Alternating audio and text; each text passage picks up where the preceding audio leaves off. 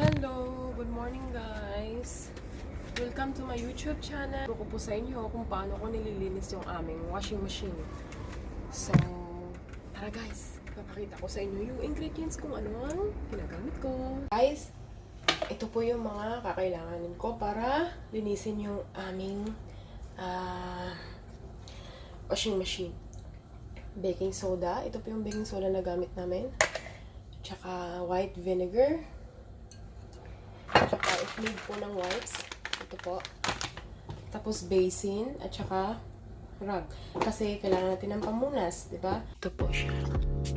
So first, i-take out po natin ito. Ito po yung saan ko po nilalagay yung mga sabon. Dito po nilalagay natin yung powder, detergent. So, take out po natin ito. Wait. Ayan po. At lilinisin po natin yan dyan sa loob. Dito naman po, this is the filter of the machine. Tatanggalin po natin to. Ayun po.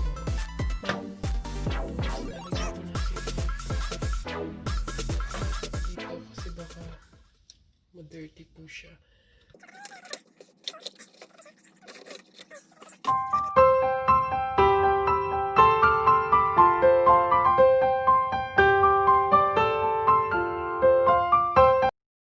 Ito po yung ilalim ng filter. Tingnan nyo po. So, lilinisin po natin yan. At saka ito po. See? Itong rubber po na to.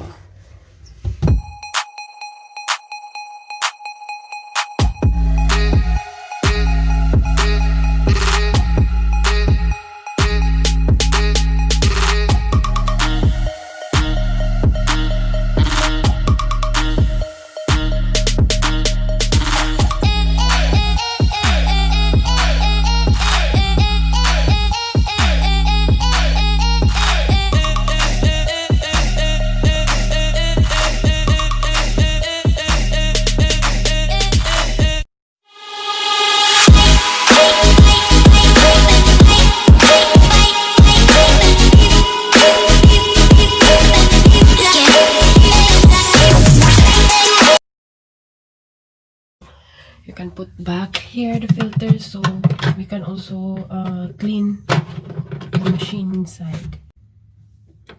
Close it. Balik natin sa loob. Okay. Lilinisin naman natin ang loob ng machine. Lagyan po natin siya dito ng baking soda.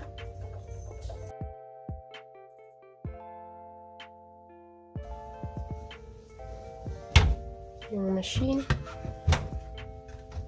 Lagyan po natin ng white vinegar. Dito po. Palagay ng ating powder.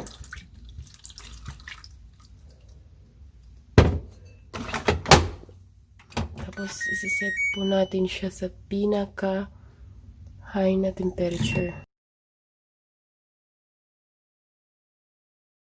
Hintayin na po natin na matapos. So, we will check later on.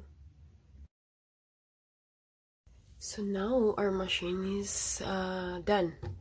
Let's check inside.